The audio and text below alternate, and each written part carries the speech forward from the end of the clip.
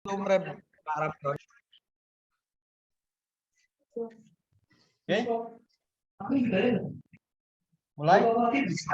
Oke, silakan Pak.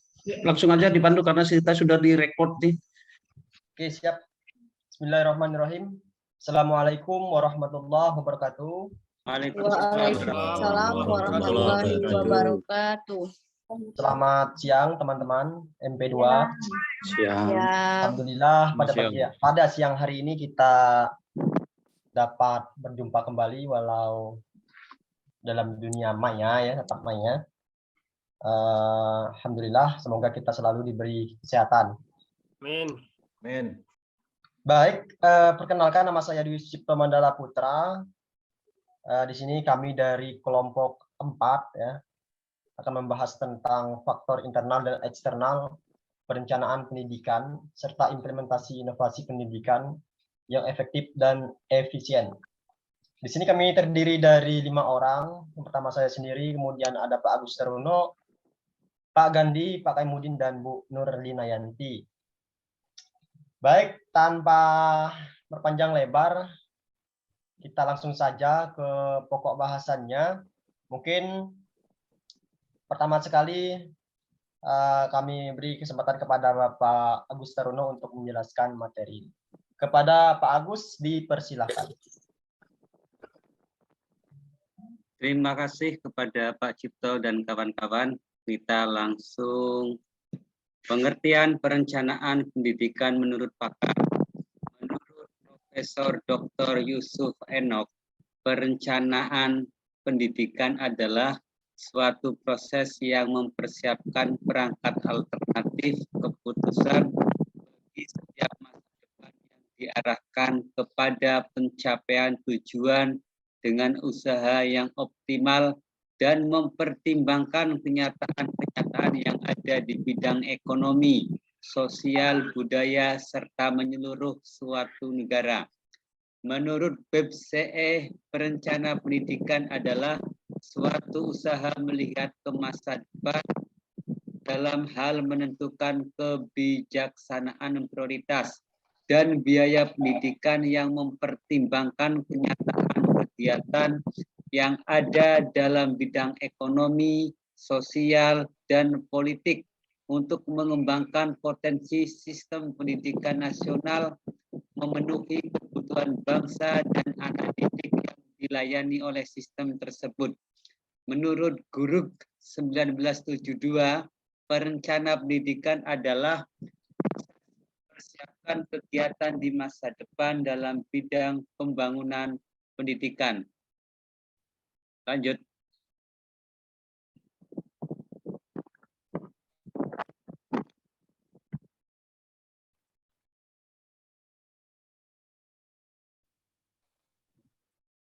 Naik Pak Sito. Tuh. Cipto, lanjut.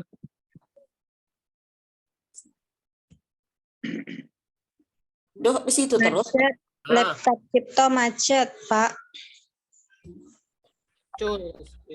Lempar itu ya? Punya kuda dia punya. Laptop Cipto macet. Pak Agus ada tidak? Kok punya kuda dia di kune? Enggak ada. Di kuda dia ada nih. Pak Agus tuh ada mungkin. Ini siapa punya nih? Faktor internal dan eksternal perencanaan pendidikan. Faktor internal yang pertama adalah strength atau bisa diartikan kekuatan. Perencanaan ini melihat kekuatan sebagai acuan utama dalam perencanaan pendidikan. Faktor internal kedua adalah weakness atau kelemahan. Perencanaan dengan meninjau kelemahan apa yang bisa memberi stimulus yang berguna untuk sebuah lembaga atau perusahaan.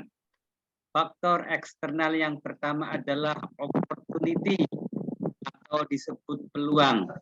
Perencanaan yang baik melihat peluang sebagai potensi kebaikan. Faktor yang kedua adalah threats atau disebut ancaman. Sangat penting untuk mengetahui ancaman-ancaman apa yang akan terjadi pada sebuah lembaga atau sebuah perusahaan.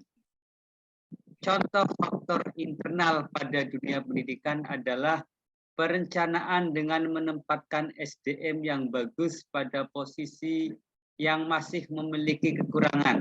Sedangkan contoh faktor eksternal adalah bagaimana sekolah bisa membaca arah kemajuan dunia yang semakin hari semakin ketergantungan dengan teknologi. Lanjut.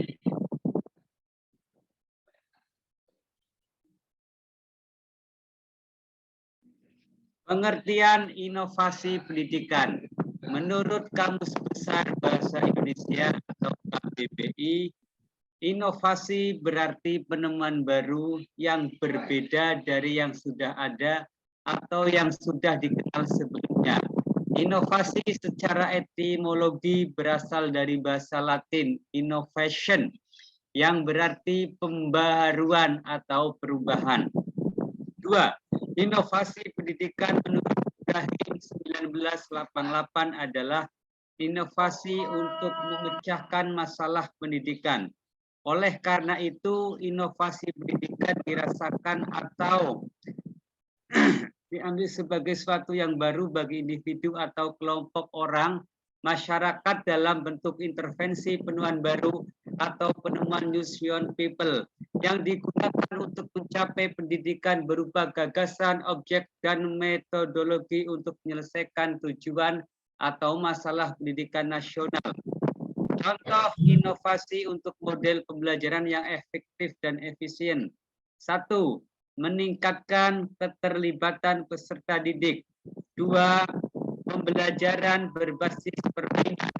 3. Pembelajaran multimodal. 4. Pembelajaran jarak jauh. 5. Pembelajaran berbasis komunikasi. Sasaran dari inovasi pendidikan. 1. Guru. 2. Murid atau siswa. 3. Kurikulum. 4. Fasilitas. Dan 5. Masyarakat. Manfaat implementasi inovasi pendidikan. 1. Meningkatkan keterlibatan peserta didik. 2. Komputasi awan atau cloud computing. 3. Pembelajaran berbasis permainan. 4. Pembelajaran multimodal. 5. Pembelajaran jarak jauh. 6. Pembelajaran berbasis komunikasi. 7. Virtual reality dan augmented reality. Kendala pada inovasi pendidikan. 1. Perkiraan inovasi yang tidak kuat. 2. Konflik dan motif yang tidak sehat. 3. Berbagai faktor pendukung yang lemah menyebabkan berkembangnya inovasi yang dihasilkan. 4. Perbendaharaan atau keuangan. 5.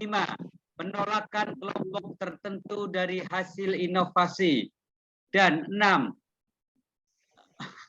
Hubungan sosial dan kurangnya publikasi. Lanjut. Kesimpulan. Faktor internal dan eksternal. Faktor internal adalah yang mempengaruhi perencanaan dalam pendidikan itu sendiri. Misalnya sumber daya manusia di dalam perusahaan atau sekolah. Faktor produksi, bagian keuangan atau finansial. Bagaimana operasional perusahaan, perhitungan HPP. Faktor eksternal terdiri dari 2 komponen, yaitu opportunity dan threats. Implementasi inovasi pendidikan yang efektif dan efisien memerlukan perencanaan yang tepat. Dalam implementasi terdapat sasaran, manfaat implementasi, dan kendala dalam implementasi. Terima kasih. Matur nuwun. Baik, terima kasih Pak Gustarno atas paparannya. Namun sebelumnya tadi minta maaf teman-teman, ada sedikit gangguan ya di laptop saya tadi. Baik, selanjutnya kita buka sesi pertanyaan. Bagi teman-teman yang ingin bertanya, dipersilahkan. Sini sudah ada 3 orang penanya ya yang mau bertanya. Yang pertama, saya beri kesempatan kepada Ibu Nafisah. Kepada Ibu Nafisah dipersilakan. Ya, terima kasih kepada Pak Cipto Siap. yang ingin tadi di paparan kelompok 4 itu adanya pengaruh teknologi yang sangat luas ya, yang sangat cepat di dunia pendidikan ini. Yang ingin saya tanyakan itu adalah bagaimana cara mengatasi kebiasaan kita atau kebiasaan murid yang kecanduan dengan internet itu Pak, misalnya adalah mencari jawaban. Kayak kita sekarang nih kadang kecanduan dengan Google sehingga tidak mau berpikir lagi. Ya itu aja Pak. Terima kasih. Baik, terima kasih. Pertanyaannya tadi, bagaimana cara mengatasi kecanduan terhadap internet? Kalau ada soal, mencari jawabannya di internet gitu, Bu ya. Iya, benar sekali Pak. Saya pun kadang-kadang begitu, kalau sudah mentok. Baik, kepada teman-teman, apa bisa langsung dijawab? Apa kita tampung dulu pertanyaannya?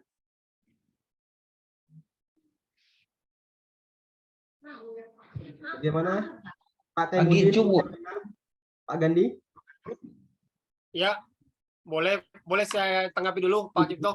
Wow, Cukup nih. boleh, silakan Pak, silakan. Ya, baik, terima kasih atas pertanyaan diberikan kepada kami oleh Bu Nafisa, bagaimana cara mengatasi kebiasaan murid ya yang kecanduan internet. Nah, di sini harus perlu kita garis bawahi dulu. Kecanduan internet, kalau yang disampaikan Pak Cipto tadi, menyelesaikan soal dengan melalui internet, mungkin itu bukan kecanduan ya. Mungkin yang dimaksud Bu Nafisa di sini kecanduan dalam mengakses film-film ataupun apa ya, game online mungkin ya. Ya Pak ya. Ya seperti itu mungkin ya. Nah, oleh karena itu kalau menurut kelompok kami, mungkin kita sudah sering menghadapi permasalahan ini di semua tingkatan, karena ini bukan merupakan lagi kendala satu daerah, tapi hampir seluruh dunia mengalami hal seperti ini. Oleh karena itu kita harus bisa bijak dalam menyikapi hal-hal seperti ini. Kalau menurut kelompok kami, yang pertama ya kita harus memberi ruang batas ya. Jadwal anak menggunakan HP itu kalau saya di rumah itu sampai jam 8 Bapak ya. Jadi kalau anak saya tidak di pondok pulang ke rumah itu main HP-nya hanya sampai jam 8 malam.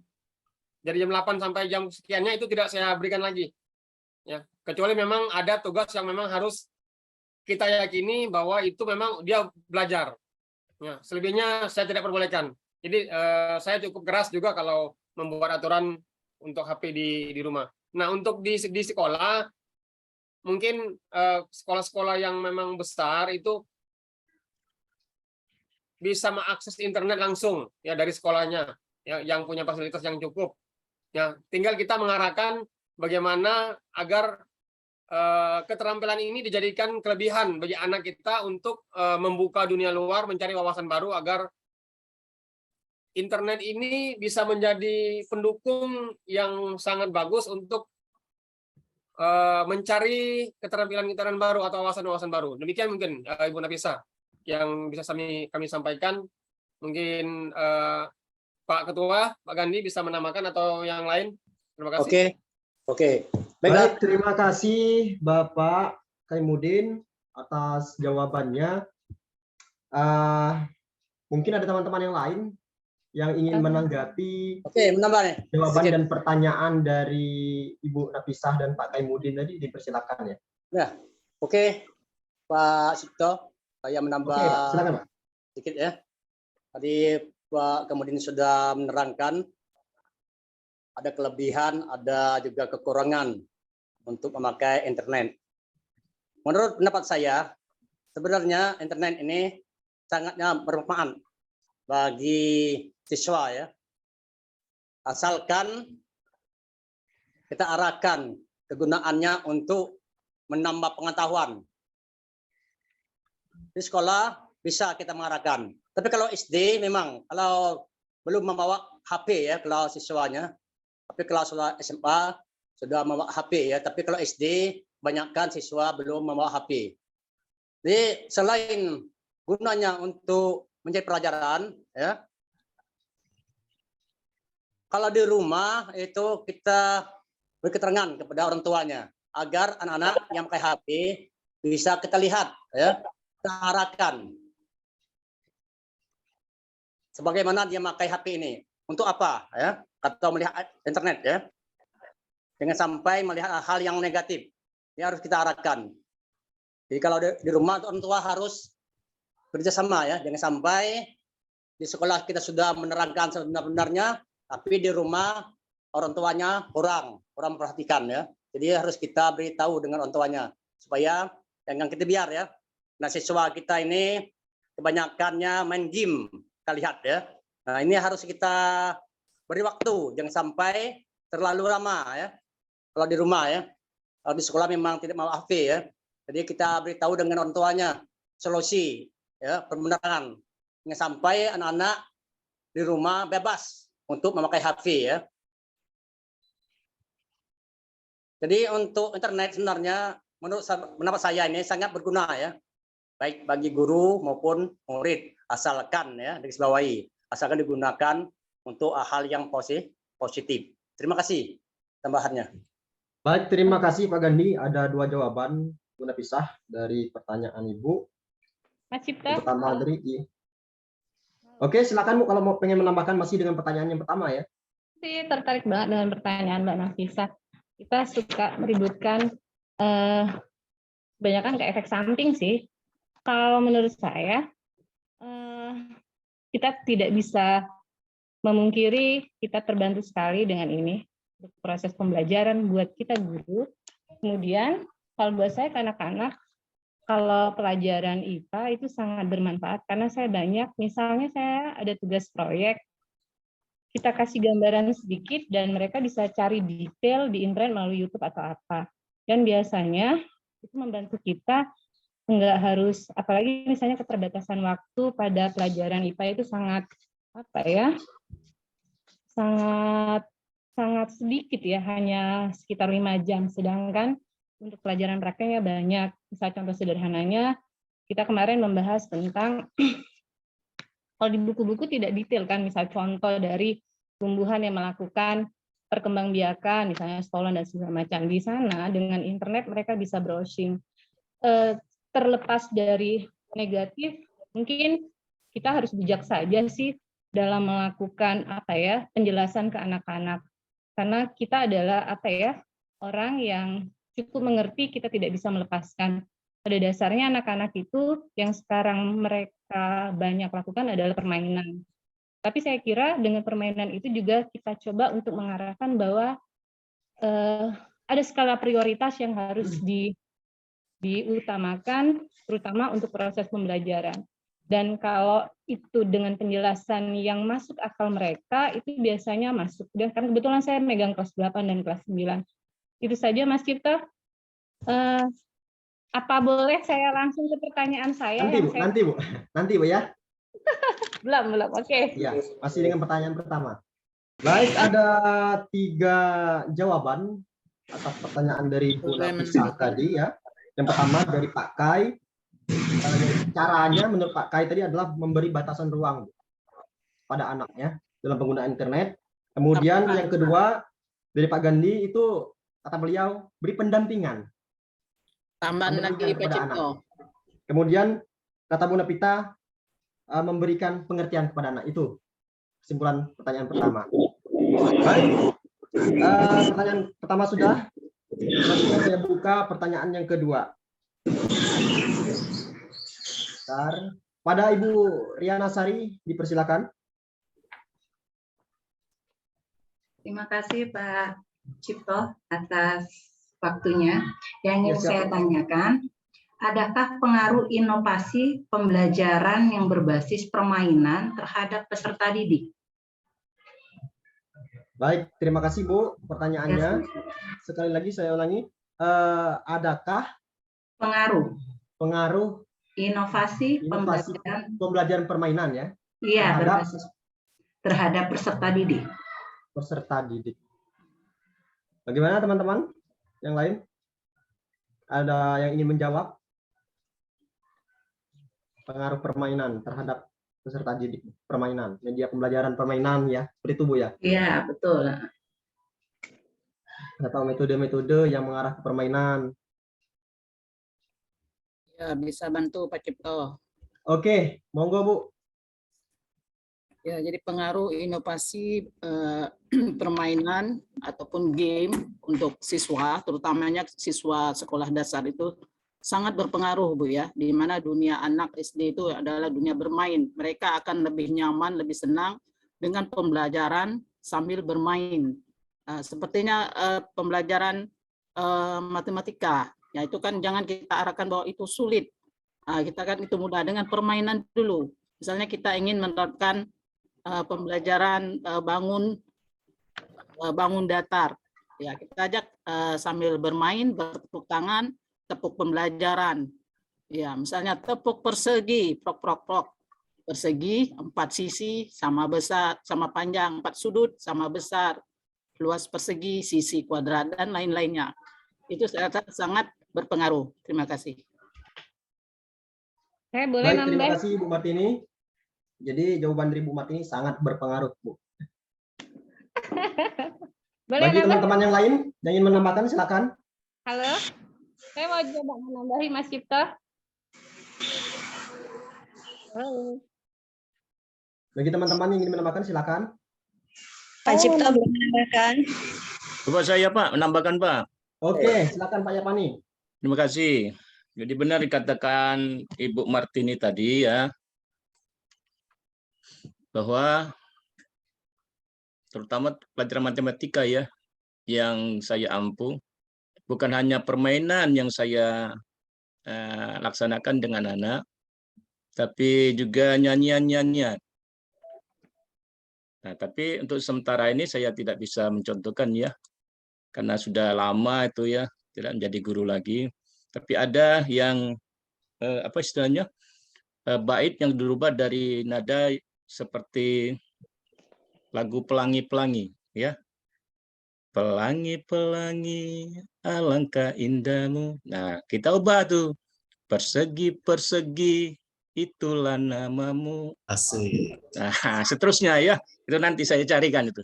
Kira-kira seperti itulah. Jadi benar sangat bermanfaat itu ya. Terima kasih.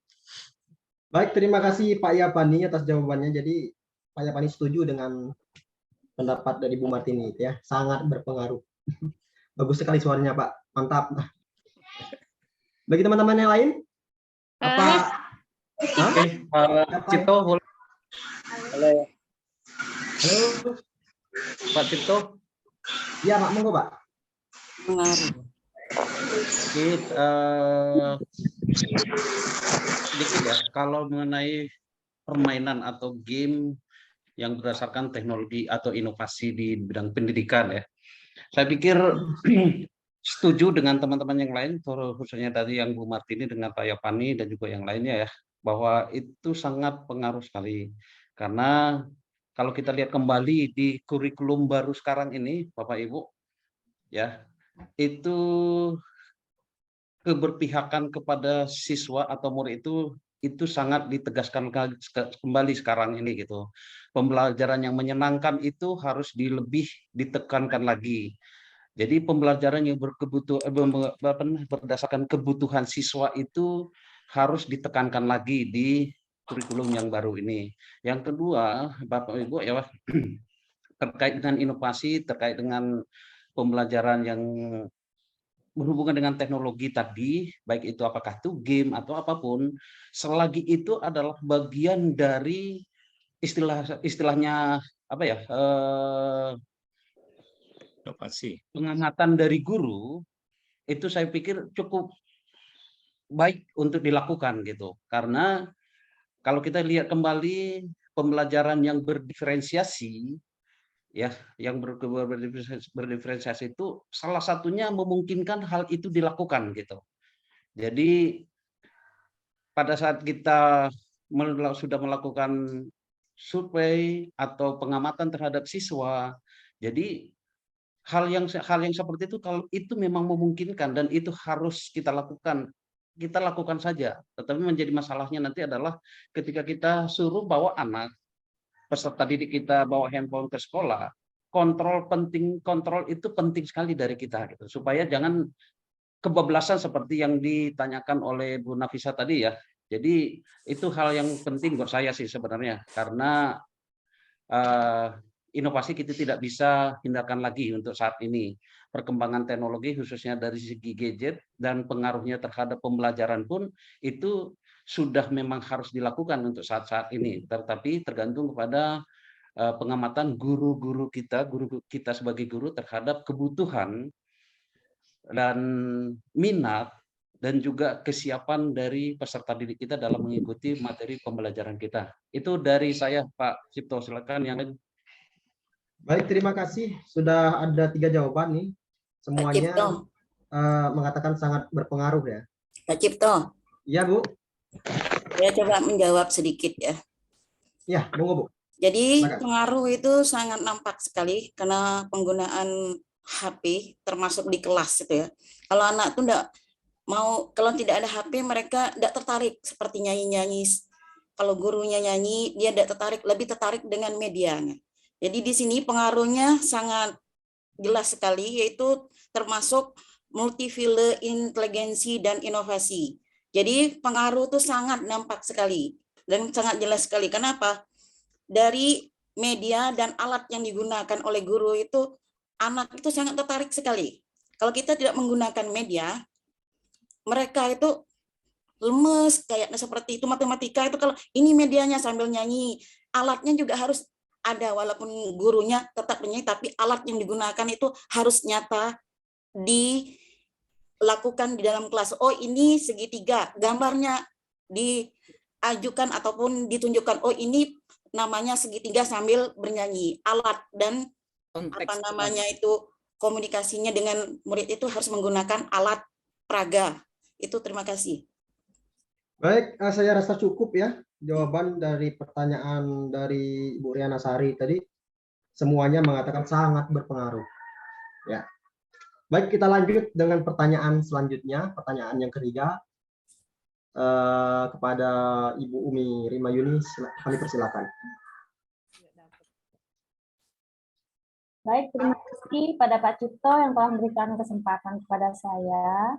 Nah, di sini saya ingin menanyakan kepada kelompok 4 dan rekan-rekan semuanya. Di sini dalam penerapannya itu kita tidak lepas dari inovasi pendidikan. Nah, ini saya tanyakan, faktor apa saja yang dapat mempengaruhi kreativitas dan inovasi? Demikian Pak Cipto, terima kasih.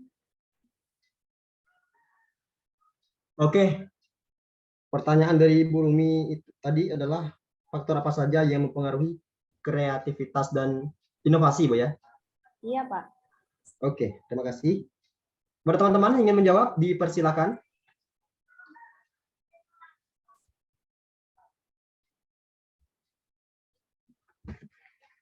Teman-teman yang lain, nggak apa-apa yang ingin menjawab. Saya buka kesempatan selebar-lebarnya. Pertanyaannya nggak kedengeran tadi, ada motor tetangga. Pertanyaannya adalah faktor apa saja yang dapat mempengaruhi kreativitas dan inovasi seorang anak?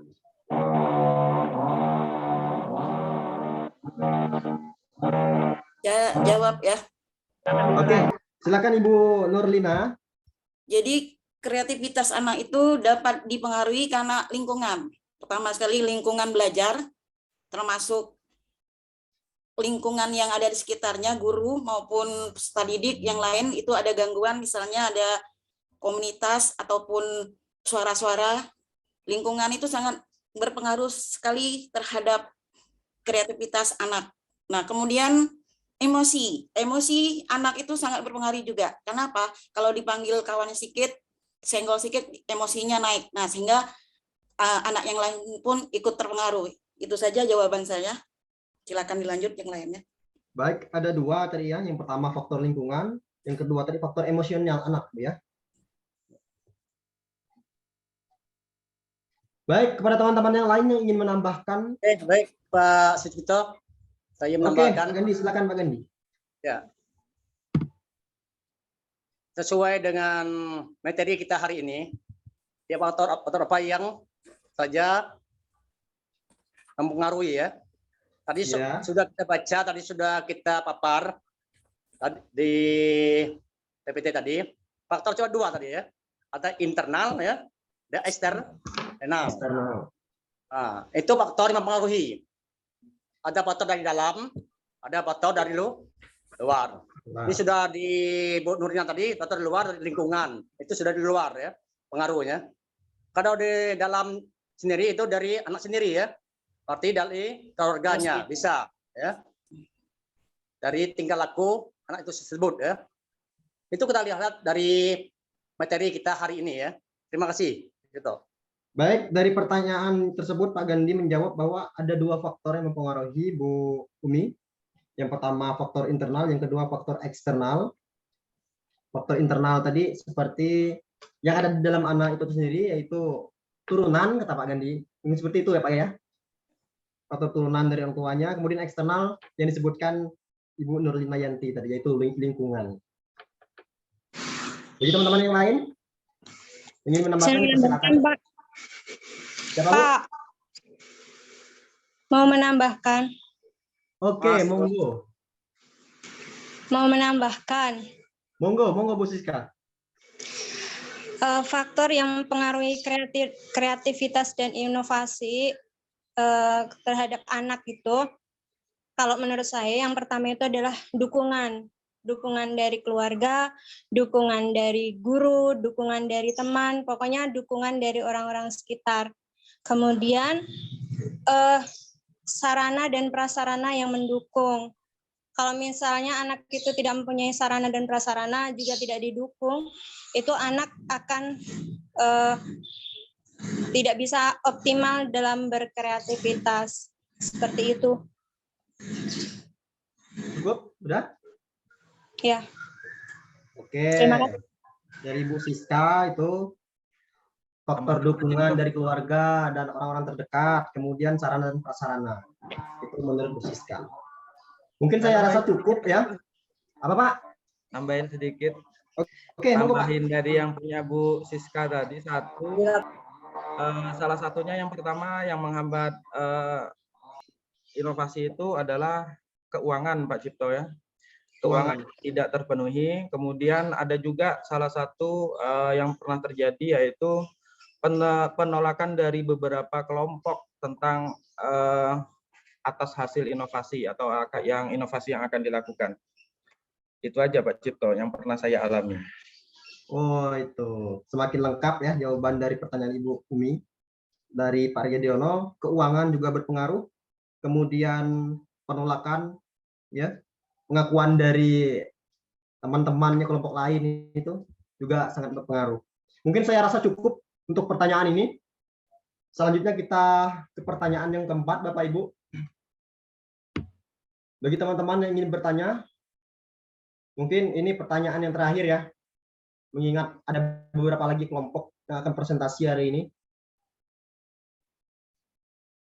Kepada Bapak Ibu yang ingin bertanya, dipersilakan.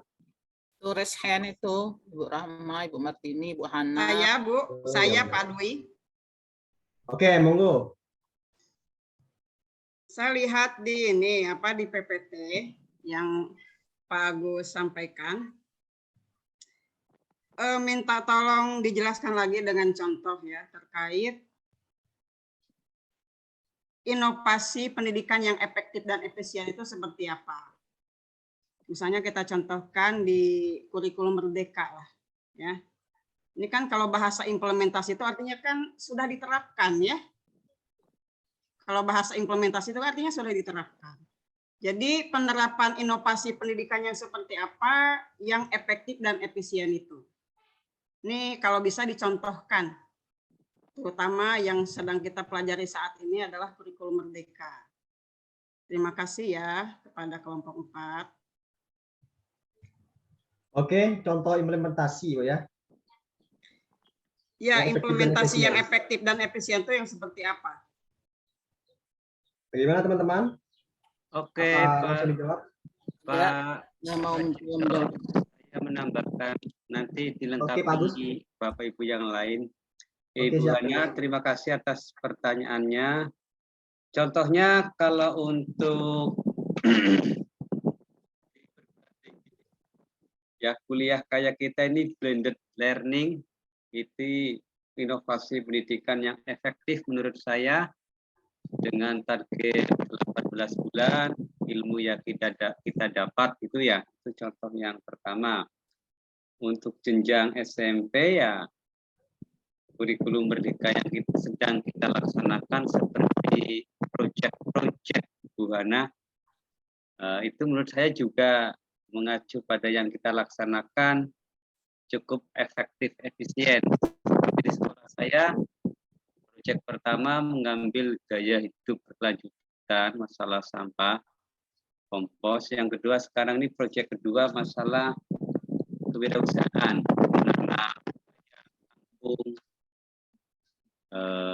jagung, melatih anak-anak yang tadinya hobi-hobi banget main HP, yang terarah pas mendapatkan proyek ya cukup antusias gitu Bu Hana, mengenalkan bahwa kenyataan kita sehari-hari makan minum sayuran, makan sayuran itu ternyata proses dari pertama pembajakan sampai perawatan itu butuh ketekunan, kejelian. Itu dari saya, nanti ditambahkan yang lainnya melengkapi. Terima kasih Ibu. Mohon maaf Pak Agus, yang saya tanyakan itu inovasi. Bapak kan menjelaskan kalau proyek P5 itu kan berarti kurikulumnya. Inovasinya apa Pak di proyek P5 itu Pak? Yang pernah Bapak lakukan atau saat ini dilakukan? Ya, inovasinya waktu dulu pertama K13, kami belum melaksanakan yang sejalan sehari berjualan. Nanti rencana setelah proyek itu selesai, kita kan dari tanaman sayur-sayur yang kita tanam akan kita buat produk. Yang pertama akan kita pamerkan nanti di GSG. Kedua nanti kita ada seperti bazar itu ya. Jadi itu ya dari yang belum ada menjadi ada. Itu Bu Hana. Terima kasih Pak Agus atas jawabannya. Pak Cipto mau menambahkan? Oke, silakan Ibu. Ya, terima kasih. Jadi contoh inovasi dalam IKM, implementasi kurikulum merdeka, itu seperti pembelajaran berdiferensiasi. Kalau dahulu guru mengajar itu menganggap semua anak itu sama, memberi soal yang sama. Nah, sehingga hasil anak berbeda karena kemampuan anak tidak sama. Nah, dengan pembelajaran berdiferensiasi, guru akan memperhatikan kesiapan belajar anak, karakteristik anak, dengan strategi mereka melihat mulai dari konten, proses, produk, dan lingkungan belajar. Di mana guru mengajar dengan menggunakan model pembelajaran ataupun media pembelajaran yang menarik lah Pak Ikam, pembelajaran yang aktif, efektif, inovatif dan menyenangkan. Jadi dengan berdiferensiasi, insya Allah anak-anak akan terfasilitasi kebutuhan belajarnya. Terima kasih. Baik, terima kasih. Menurut Bu Martini itu salah satu contohnya adalah pembelajaran berdiferensiasi. Dari Pak Agus, pembelajaran blended learning, sampah menjadi kompos, kewirausahaan yang membuat proyek tadi yang tidak ada menjadi ada, salah satu contohnya. Baik, terima kasih Bapak Ibu atas ini. Boleh menambahkan Pak? Oke, monggo Pak, silakan Pak. Oke, baik. Dari pertanyaan Ibu Hana, mungkin saya menambahkannya dari segi pendidiknya ya Bu Hana ya. Kita tahu sendiri ada namanya perangkat Merdeka Mengajar, dan di situ saya anggap itu yang sangat efektif dan sangat-sangat efisien, di mana guru sekarang pelatihannya itu efektifnya bisa melaksanakan di mana saja, waktunya kapan saja, itu sangat efektif bagi saya, dan sangat-sangat efisien bagi penyelenggara pendidikannya, sehingga sumber daya dalam hal keuangannya itu sangat diminimalisasi. Pandangan saya di sana, Bu. Terima kasih. Baik, terima kasih Pak Fajri atas jawabannya. Mungkin saya rasa cukup untuk pertanyaan ini ya. Bagaimana? Apa ini lagi ada kelompok yang lain enggak? Tidak ada Pak Cipto. Tidak ada ya? Hari ini adalah kelompok milik 4 ya? kelompok 4 sampai pukul 16 berapa ya? 20. 16.20. Oke. Masih banyak waktunya, pasti 1 jam Pak Cipto, Ya. jangan buru-buru. Iya, Berarti perlu lanjut lagi dimaksimalkan. Pak Cipto. Lanjut Oke, lagi. siap. Siap. Kepada Ibu Martini, untuk pertanyaan kelima dipersilakan Bu Martini. Ya, terima kasih atas kesempatannya. Bu Novita boleh diberi kesempatan Pak Cipto mungkin. Tadi sibuk sama resionnya di mana nih? Anunya. Oh. Tadi sibuk dengan Bu Martini dulu, Ibu. Nanti kita beri kesempatan kepada Ibu. Saya nggak bertanya. Saya mau nambahin yang tadi. Mungkin kalau tadi Mas Fajri pendidik kalau Maaf Ibu, suaranya Ibu agak sedikit mengecil ya. Apa terlalu jauh? tadi. Ah. Jadi saya mau nambahin bahwa, halo, Oke, lanjut. kalau di segi siswanya atau peserta didiknya itu sangat apa ya, sangat berpengaruh sekali. Karena dia dari SD, kalau di kami yang kena kurikulum Merdeka itu adalah yang kelas 7. Jadi anak-anak yang selama ini belajarnya masih dengan menggunakan apa ya, metode-metode yang mungkin belum, ya sekata tadi ada yang berdiferensiasi dan sebagainya itu, tapi yang lebih menurut saya mereka itu diajarkan langsung untuk paham apa sih sebenarnya yang terjadi di sekeliling kita. Misal sederhananya, misalnya tumbuhnya satu tanaman, karena kebetulan di SMP Kampi itu apa ya, produk yang kemarin itu tanaman dari mulai pembibitan sampai ke menanam dan tumbuh sampai ke perawatan. Jadi anak-anak itu tahu dan menghargai yang namanya tumbuhan itu sama dengan kita, butuh waktu pertumbuhan yang banyak. Jadi lebih yang apa ya, anak-anak tuh belajar secara langsung, secara praktek, dan dia punya sesuatu yang bisa disimpan, memori yang bagus untuk ke depan. Mungkin salah satu sederhananya pada saat makan sayur, mereka tidak akan membuangnya begitu saja. Yang kemudian tahu nih ada banyak bahan di sekeliling mereka yang bisa dimanfaatkan untuk perkembangan, bisa dalam media air, bisa dengan menggunakan apa ya, media kompos dan sebagainya. Jadi saya lebih yang ke anaknya itu punya apa sih bahasa kami itu kalau dibilang itu nilai memori yang baik, dan biasanya proses yang begitu itu akan tertanam lebih permanen dibandingkan hanya melihat saja tanpa melakukannya sendiri. Itu saja. Terima kasih Mas Cipto. Baik, terima kasih Ibu Novita atas jawabannya. Saya rasa cukup untuk pertanyaan ini ya. Kita lanjut saja ke pertanyaan berikutnya, pertanyaan yang kelima. Ini mungkin salah satu-satunya guru apa? Melanjutkan. Salah satu yang angkat tangan. Bu Martini, silakan. Pak Fajri, sabar dulu Pak Fajri.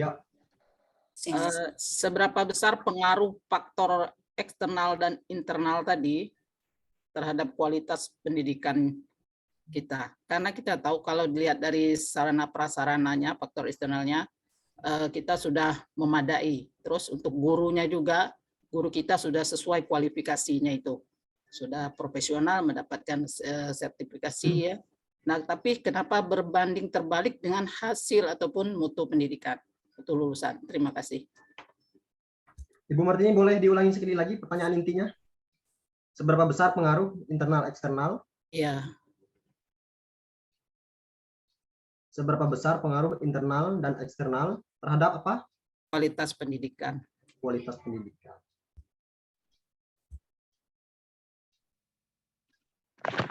Ini teman-teman yang ingin menjawab, dipersilakan. Saya mungkin boleh Mas pertanyaan Bu Martini? Oke, monggo. Oke, ini bukan mendahului, tapi mungkin kita cuma sharing. Kalau menurut saya sangat qualified internal atau eksternal itu sangat mempengaruhi sekali. Contoh sederhananya mungkin seperti ini, salah satu inovasi yang sekarang kita lakukan pada saat kita mau melakukan namanya kualifikasi yang baik untuk pendidikan kita sekolah kembali dan diberi kemudahan untuk melakukan pendidikan dengan tetap masih bekerja. Artinya pada saat kita melaksanakan proses pendidikan kita sekarang itu adalah salah satu menginovasi secara internal seorang guru atau pendidik untuk meningkatkan kualitas dia. Karena tanpa saya sadari, salah satunya contoh dari saya, sekarang ini banyak fitur-fitur di internet yang sebelumnya mungkin kita buta, akhirnya bisa kita gunakan untuk memfasilitasi pembelajaran kita, dan pasti nanti ke depannya insya Allah ada efeknya. Tapi yang tadi Ibu bilang masih belum ada progres, barangkali untuk merubah satu sistem, buat saya, Bu Martini, butuh waktu dan proses. Dan itu bukan 1-2 orang yang terlibat, seluruh sistem yang ada. Artinya, itu adalah tim, baik dinas pendidikan, guru, dan sebagainya. Apalagi sekarang kurikulum merdeka ini mungkin untuk orang-orang IPA salah satunya adalah akan lebih mudah, karena memang item-item yang dilakukan, salah satu contohnya pada saat praktek itu sering kita lakukan. Tapi untuk pembelajaran lain, untuk mengaplikasikannya mereka juga butuh pembelajaran yang banyak. Artinya, kita tidak bisa menjadikan satu kesalahan itu secara satu pihak. Jadi semua sistem harus sekarang itu sama-sama duduk bareng, terus sama-sama memberikan satu usaha yang baik agar bisa memperbaiki kualitas sistem pendidikan kita sekarang. Jadi kalaupun ada 1-2 orang itu oknum, jadi kita juga nggak bisa memvonis mereka jadi itu akhirnya jadi jadi buruk untuk semuanya. Itu saja mungkin Mas Cipto, terima kasih. Ya, terima kasih. Jadi menurut Bu Novita sangat besar pengaruhnya, Bu, ya. Baik, bagi teman-teman yang ingin menambahkan, dipersilakan.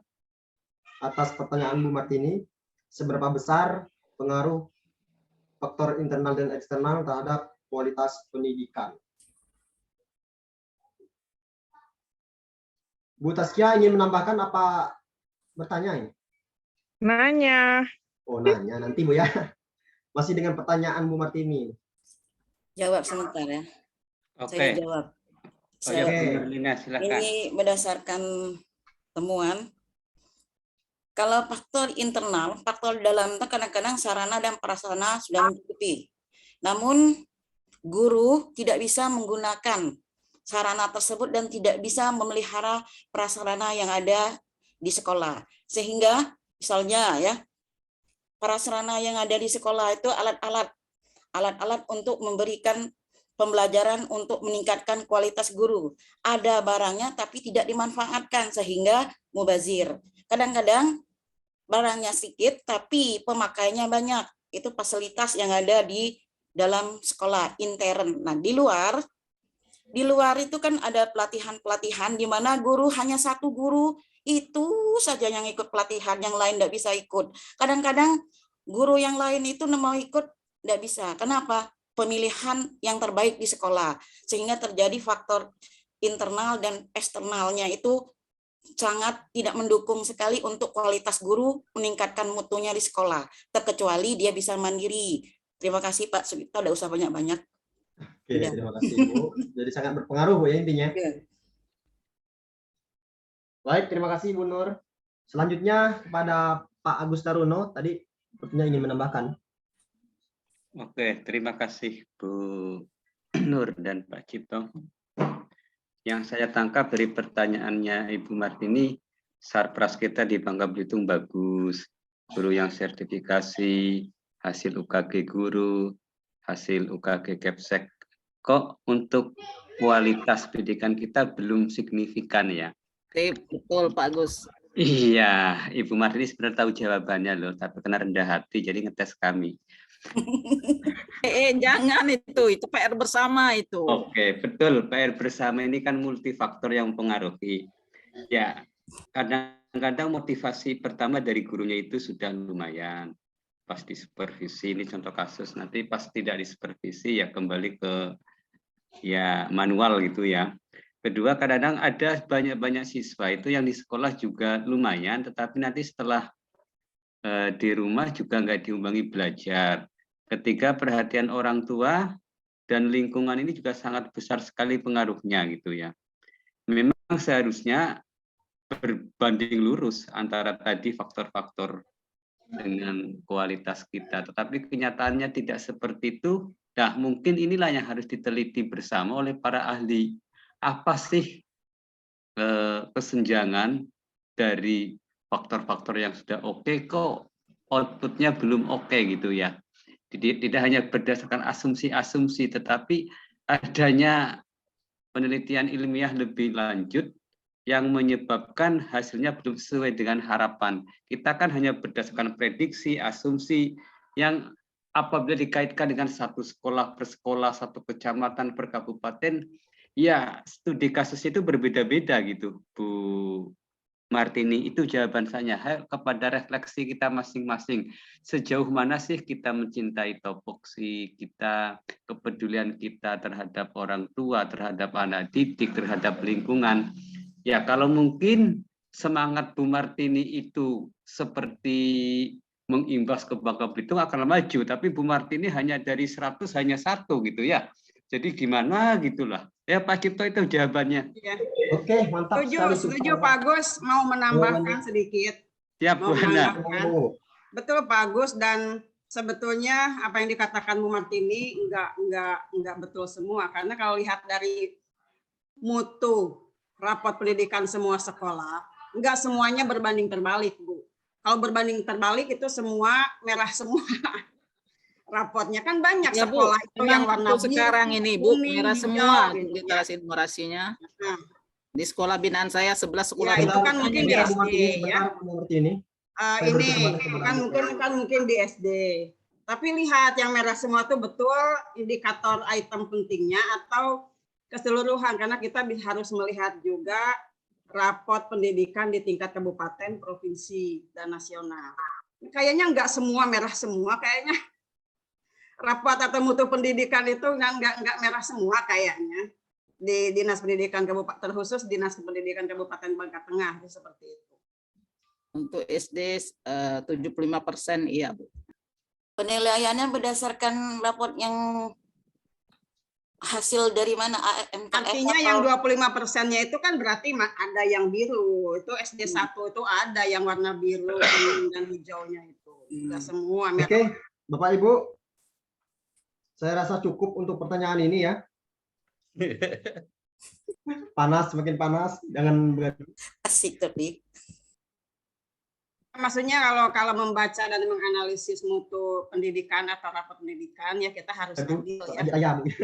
Karena guru dengan kepala sekolah di tingkat SD itu sudah luar biasa bekerja. Saya pikir banyak yang komitmen. Dan kata Bapak Agus tadi perlunya penelitian yang ilmiah ya.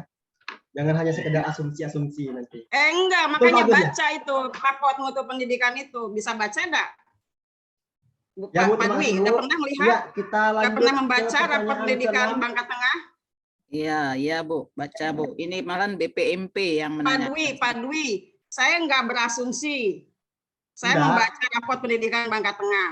Enggak. Saya tadi pertanyaan jawaban dari Pak Agus, Ibu. Perlunya penelitian ilmiah kata beliau. Ya, Bu ya. Masuk tesis tadi kan bisa dimasukkan. Ya, gitu Bu. Bu Hana ya. Kita pada inovasinya aja. Semakin Kita panas. lagi deh. Udah nggak usah panas. Pak Dwi Cipto nih masih ada yang mau bertanya kayaknya. Oke. Kepada Bu Taskia dipersilakan. Baik, terima kasih Pak Cipto. Oke. Yang ingin saya tanyakan itu dari tadi kan membahas mengenai inovasi-inovasi yang sedang dilaksanakan saat ini. Menurut kelompok kalian, apa inovasi yang sedang dilaksanakan tapi itu kurang sesuai untuk kondisi saat ini? Itu aja sih. Terima kasih. Ternyata pas pada pelaksanaannya itu kurang sesuai seperti itu. Oh, ada inovasi, tapi pas pelaksanaannya kurang sesuai, seperti Bu ya? Iya. Contohnya apa? Terima kasih. Oke Bu, sama-sama Bu. Boleh teman-teman ingin menjawab, dipersilakan.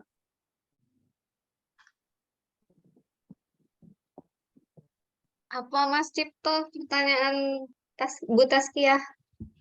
Katanya tadi Pasti sesuai Mbak dengan apa ya?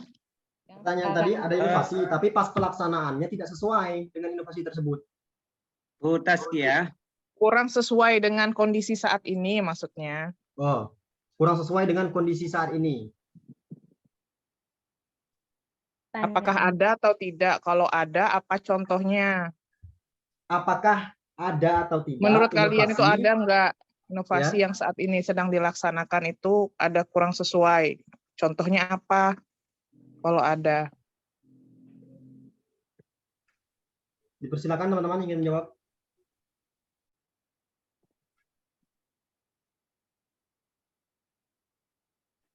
Adakah inovasi yang kurang sesuai diterapkan pada saat ini? Yang ada cuman kurang sesuai. Bu Taskia.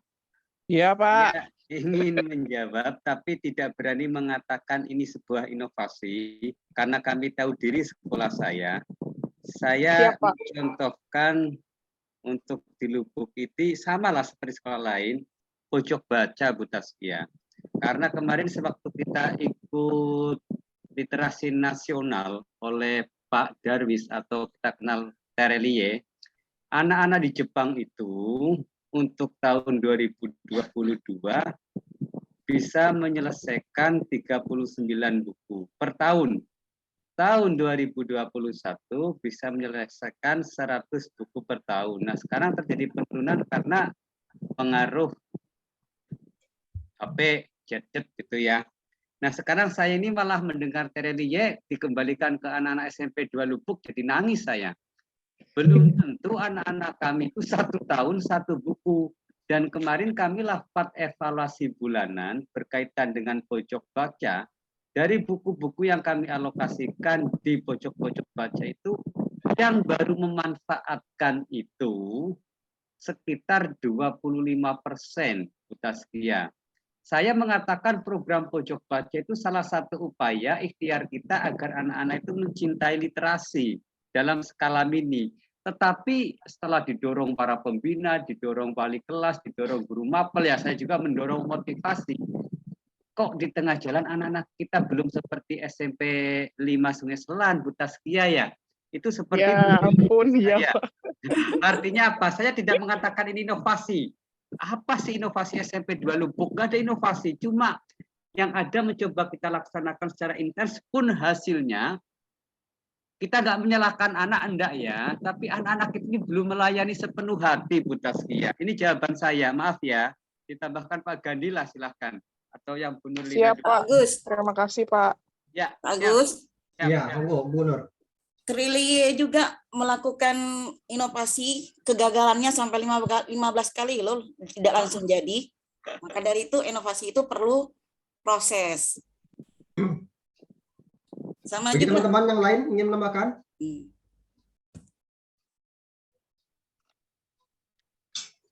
Saya menambahkan, Pak. Silakan Bu Siswa. Oke, Bu Siska. Inovasi yang terjadi di sekolah kami dulu pernah melakukan inovasi, tetapi intinya belum berkelanjutan, bukan gagal sih, tapi belum ada kelanjutannya. Contohnya pada tahun kemarin, waktu masih kepala sekolahnya Pak Yapani mengadakan inovasi bukan ya Pak, itu ya Pak, yang membuat abon lele itu. Kemudian sempat dipamerkan di itu ya, yang ikut apa kayak yang di GSG itu yang tahun kemarin itu yang di HGN itu. Nah, tetapi tidak berkelanjutan. Kenapa inovasi itu tidak berlanjut atau sebenarnya ya nggak bisa dibilang gagal, tetapi tidak berlanjut itu karena biaya. Kemudian abon lele itu kan lelenya banyak, kemudian waktu dibikin abon itu hasilnya sedikit, sehingga harga jualnya menjadi mahal. Nah, lebih mahal dari abon ikan, abon sapi kayak gitu kan. tetapi itu murni dari lele. Nah, terus saya bertanya dengan teman-teman kayak gitu kan yang lain itu waktu saya kemana-kemana gitu. Sebenarnya abon itu misalnya abon ikan itu apa namanya, sambal lingkung itu tuh benar-benar dari ikan asli enggak? Terus mereka coba dilihat harga sambal lingkung itu ada yang harganya segini, ada yang segini, ada yang harganya segini. Nah itu tuh kalau misal ada harga yang berbeda-beda berarti dia tuh ada campurannya, tidak murni dari ikan kayak gitu. Nah kalau abon lele yang kalian jual itu dengan harga mahal karena itu dari lele asli dari lele, dari ikan lele itu. Nah, itu berarti kan tanpa campuran wajar kalau harganya mahal. Nah, bilang kayak gitu berarti kan ada campuran-campuran tertentu yang kami tidak tahu bagaimana bahannya atau cara mencampurnya seperti itu. Nah, kalau inovasi yang sudah dilakukan di SMP kami dulu itu seperti itu, dan itu gagal atau tidaknya silahkan dinilai sendiri. Kalau kami menyatakan itu tuh bukan gagal, tetapi tidak berkelanjutan. Mungkin Pak Yapani mau menambahkan. Terima kasih, Pak. Oke, saya menambahkan. Monggo, Pak. Silakan, Pak. Iya. Jadi sebenarnya Bu Siska, inovasi kita dulu berawal dari Budi Damber ya. Jadi ada ikan di dalam ember, Budi Damber. Jadi di atasnya ada kangkung. Itu awalnya. Yang pertama gitu. Kemudian olahan ikan. Olahan ikan itu dari lele tadi, salah satunya sambal lingkung ataupun abon. Nah, seperti dikatakan Ibu tadi ya, produknya itu modalnya besar, sementara harga jualnya kita takutkan nanti di pasaran itu ya tidak laku ya, karena modalnya besar, penjualnya pun nanti jadi besar. Nah, alternatif kedua pengolahan itu yang sudah kita tampilkan kemarin Bu Siska ya, salai dari ikan lele tersebut. Jadi itulah inovasinya. Tapi ya benar katakan Ibu tadi ya, ya itu yang sudah kita lakukan. Seterusnya ya kami serahkan nanti ya dengan penerus dari kepala sekolah berikutnya. Gagal atau tidak ya itu tergantung orangnya artinya ya. Itu saja, terima kasih tambahannya. Izin Pak Baik, Cipto terima kasih Pak Yapani. menambahkan Siapa? dari pertanyaan saya Pak Cipto. Bentar. Aprilia. Ya, Apriani, maaf. Ya, Bu. Ya. Izin Pak Monggo, Bu. Cipto menambahkan dari pertanyaan dari Ibu Taskia tadi, saya hanya melihatnya dari segi global yang dilakukan oleh pemerintah. Inovasinya yaitu di kurikulum Merdeka ada platform Merdeka Mengajar PMM itu ya. Nah, inovasi pemerintah bagus, bahwasanya kita disuruh untuk mempercepat proses IKM ini, guru-gurunya sejatinya disuruh mempelajari PMM itu.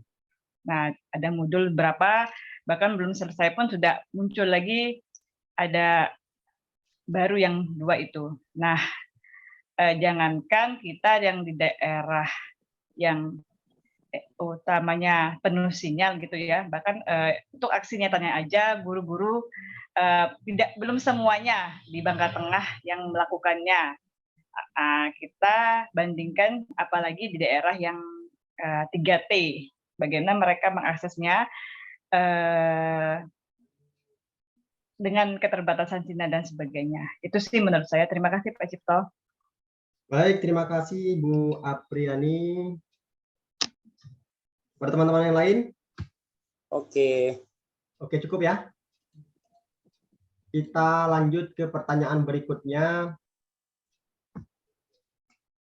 Dipersilakan kepada Pak Mei dulu, Pak Fajri ya. Saya beri kesempatan ke Pak Mei. Baik, terima kasih Pak Cipto. Bapak Ibu, mohon maaf saya menggunakan 2 akun karena ini memang kameranya agak error gini ya. Bapak Ibu, ini sangat menarik sekali ketika kita berbicara masalah inovasi. Pak, bebayang suaranya. Pak Mei dimatiin satu, Pak Mei. Salah satunya dimatiin Pak Mei. Oke, ya. Oke, sip. Oke.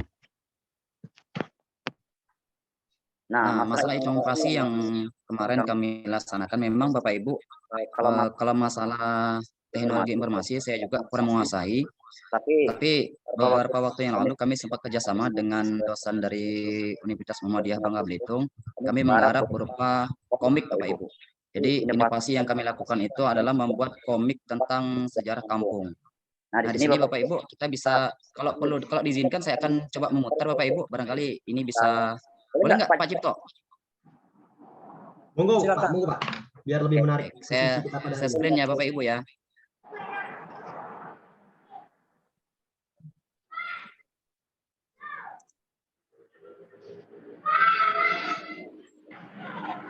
Kelihatan ya Bapak Ibu ya? Belum Pak. Belum.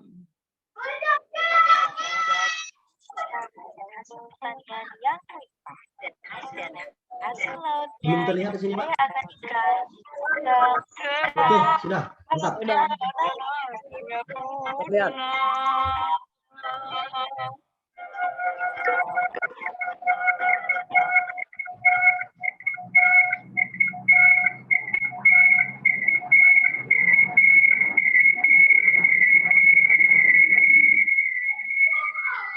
Nah, jadi begitu Bapak Ibu, kemarin kami sempat kerjasama dengan ini ya dosen dari Muhammadiyah Bangka Belitung. Memang untuk menggarap pembuatan komik itu mereka yang punya kerjaan.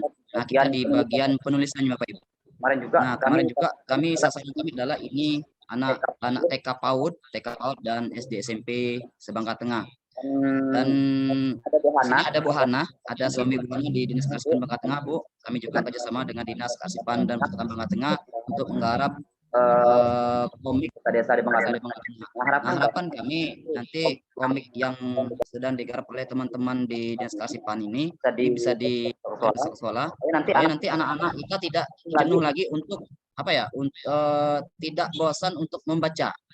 Nah, jadi ini salah satu bagi kami, ini salah satu inovasi supaya anak-anak kita itu kembali tertarik dengan membaca buku.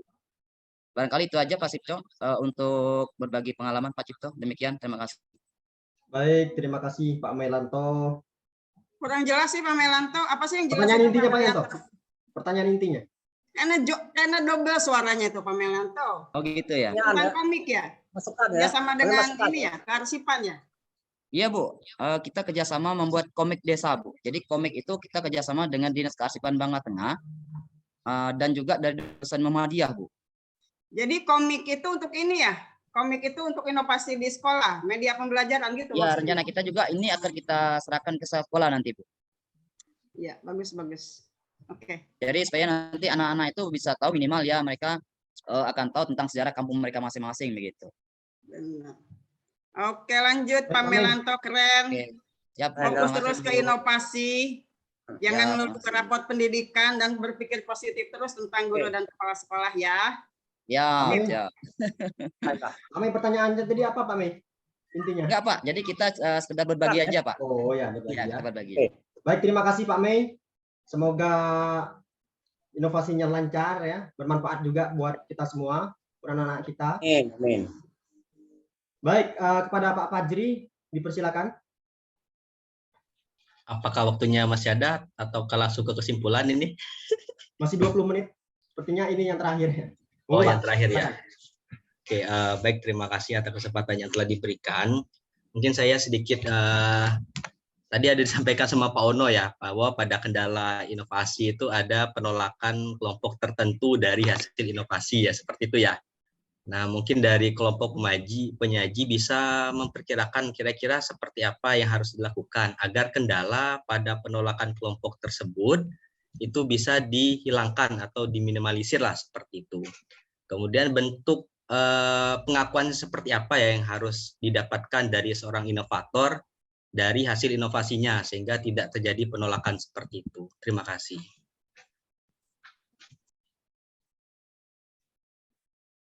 Baik, terima kasih Pak Fajri. Pertanyaannya adalah langkah apa yang dilakukan untuk meminimalisir penolakan inovasi dari kelompok lain? Kayak seperti itu ya.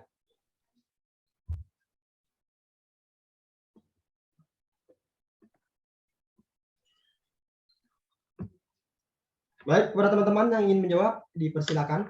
Kami kasih waktu yang selebar-lebarnya.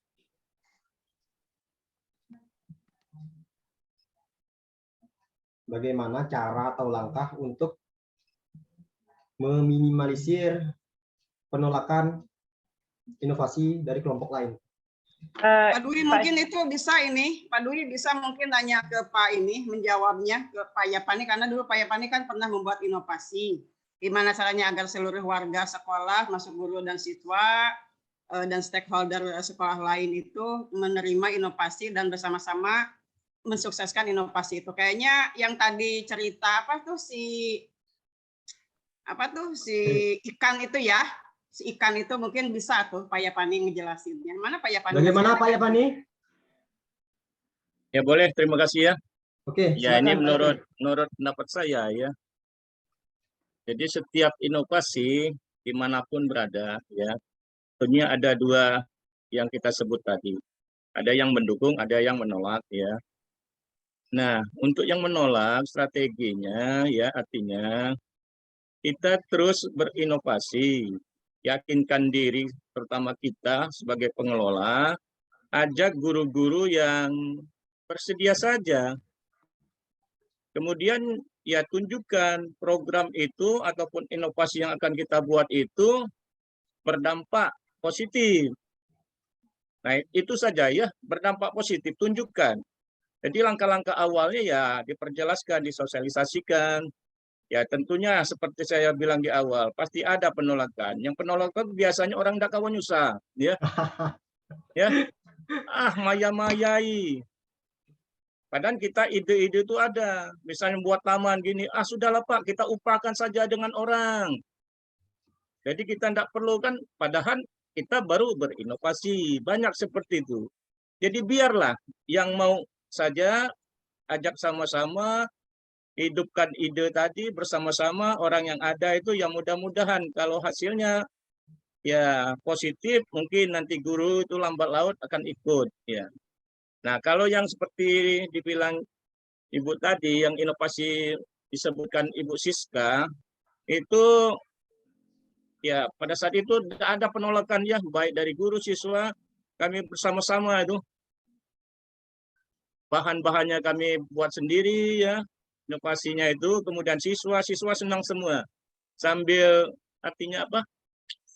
Berkreasi lah, anak-anak kan senang bermain ikan ya. Nah, budidamber itu ya sederhana saja ya. Mungkin bisa Bapak Ibu lakukan di rumah, ambil ember, ikannya masukkan, kemudian di atasnya itu buat tempat menyangkutkan bahan-bahan tanamannya apa saja, sawi bisa ya, kangkung bisa. Nah, di situ jadi senang pada saat itu ya. Itu saja Pak ya, Ibu ya. Semuanya kalau inovasi budidamber itu sangat setuju kawan-kawan. Itu saja, terima kasih. Baik, terima kasih Pak Yapani atas jawabannya. Salah satu caranya adalah disosialisasikan. Dikasih tahu bahwa ini bermanfaat, itu Pak ya.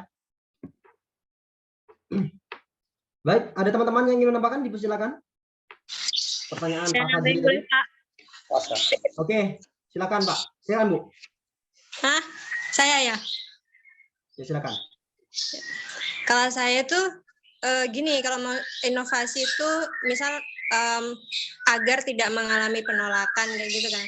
Nah, kita pengaruhi dulu siapa sih yang paling berpengaruh di misalnya di sekolah gitu ya. Kan ada itu guru-guru atau siapa itu yang gampang mempengaruhi gampang mempengaruhi orang lain kayak gitu kan ada kan ya. Nah, kita deketin dulu orang itu. Kemudian kita ajak sharing kayak gitu kan. Gimana kalau gini. Kalau dia bilang oke, kemudian bantu ya. Jadi orang yang berpengaruh itu tuh dia bisa mempengaruhi orang-orang yang lain untuk mendukung inovasi kita. Nah, kalau biasanya kayak gitu, kalau misal di politik itu kan biasanya kayak gitu ya. Siapa ikonnya yang berpengaruh itu yang didekati. Kemudian dia akan apa yang dia inginkan akan berhasil. Kalau saya kayak gitu. Mungkin modelnya kayak gitu. Jadi misalnya inovasi kita itu mengalami penolakan misalnya di tempat tertentu. Nah, kita lihat di tempat tertentu itu siapa yang berpengaruh. Nah, yang berpengaruh itu yang kita deketin gitu. Kita deketin, kita ajak sharing, kita ajak ngobrol, kemudian kita minta bantuan untuk untuk ngasih masukan atau untuk apa. Kemudian lama-lama dia akan mendukung dan dia akan mempengaruhi teman-teman yang lainnya untuk mendukung inovasi kita. Mungkin seperti itu, Pak. Terima kasih. Baik, terima kasih Bu Siska atas jawabannya, tambahan jawabannya. Pak Cipto. Oke, Pak, silakan. Monggo Pak ya, terakhir Pak ya. Monggo.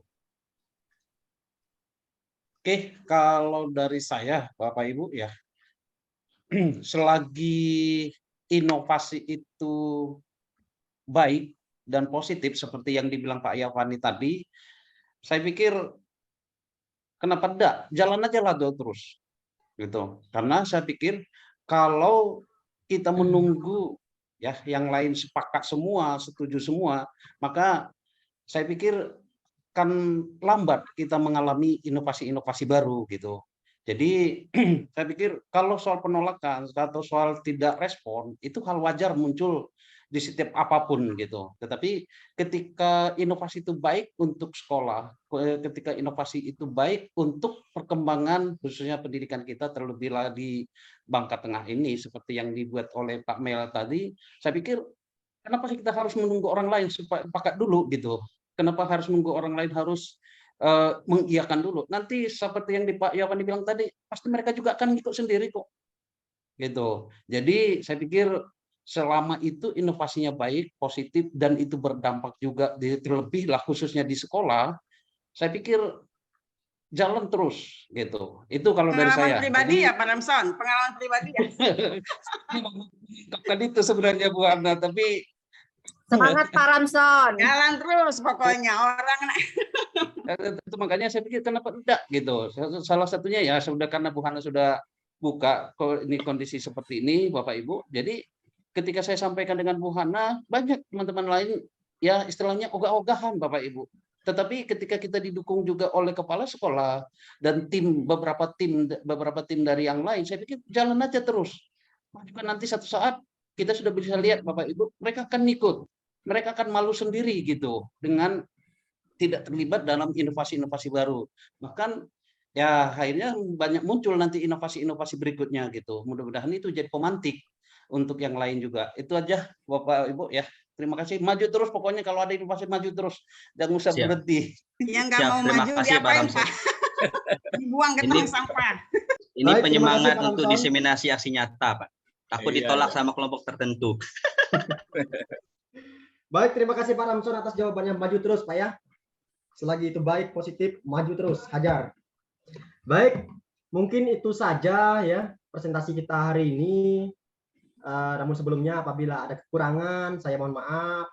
Terutama Bu Hana Tri ya, jangan salah paham Bu ya, bukan datanya yang saya masuk asumsi tadi. Bukan data hijau atau merahnya rapot mutu itu bukan Bu ya. Oh, saya juga Pak Dwi mau menyampaikan bahwa kita selaku pengawas kepala sekolah harus bisa menghargai kerja keras guru. Ya, saya tahu guru itu luar biasa bekerja keras, volume kerjanya itu banyak sekali dan merubah sekolah itu nggak bisa dalam hitungan 1 tahun. Yaitu yang berproses terus. Pokoknya semangat terus kawan-kawan, siapapun yang jadi kepala sekolah ataupun guru tetap semangat.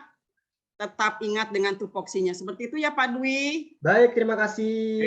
Terima kasih Bu Hana, terima kasih teman-teman. Sama Pak. Saya selaku moderator apabila ada kesalahan dalam membawakan presentasi kita pada hari ini, saya mohon maaf. Saya juga mewakili teman-teman dari kelompok 4, mohon maaf. Kepada Allah saya mohon ampun. Saya tutup. Wassalamualaikum warahmatullahi wabarakatuh. Waalaikumsalam warahmatullahi wabarakatuh. Istirahat dulu Mbak Rahma, 10 menit lumayan lah. Silakan. Oh, buka dulu kameranya Bapak Ibu supaya kerekam dulu kita semua. Oke. Jadi saya silakan Bapak Ibu silakan supaya pas saya di sesi terakhir ini posisinya kebuka semua. Bu Saskia, gimana? Bisa on kameranya? Pak Tai masih ngelayat ya. Pak Panji di mana nih?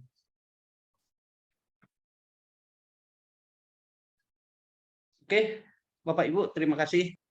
Saya off record.